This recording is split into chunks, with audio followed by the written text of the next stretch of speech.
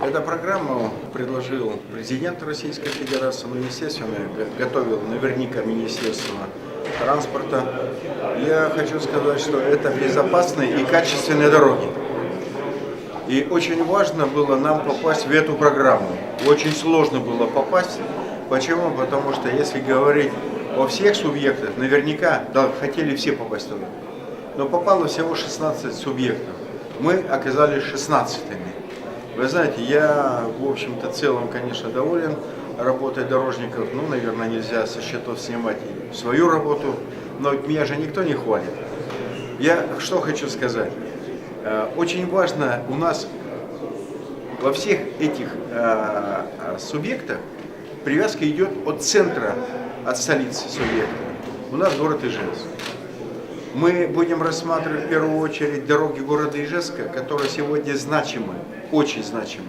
У нас брошенный путепровод есть, который выходит на Воткинский тракт. Есть мосты, которые необходимо построить для того, чтобы немножко снизить напряжение на наших действующих уже улицах. Поэтому мы сегодня буквально в течение 15 минут я дам задачу и попрошу, чтобы в срок было все выполнено. И самое главное, что город Ижевск, значит, в радиусе 100 километров, значит, будут также существующие дороги прописаны, будь они то региональные, будь они федеральные, без разницы. У нас очень много попадает таким образом дорог. Ну, давайте пример приведу. До Игры у нас с вами 100 километров, грубо, там меньше, но тем не менее.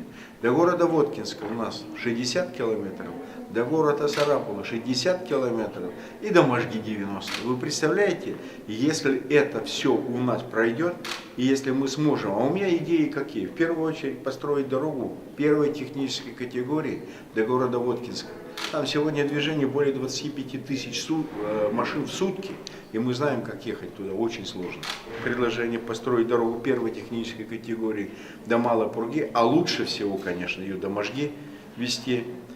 Дальше про Игру я уже сказал, по Воткинску я сказал. У нас дальше та же самая тема, о которой мы говорили, это объездная дорога вокруг города Сарапула. Вот все это надо сейчас учесть, большую, объемную подготовить программу и передать ее в правительство.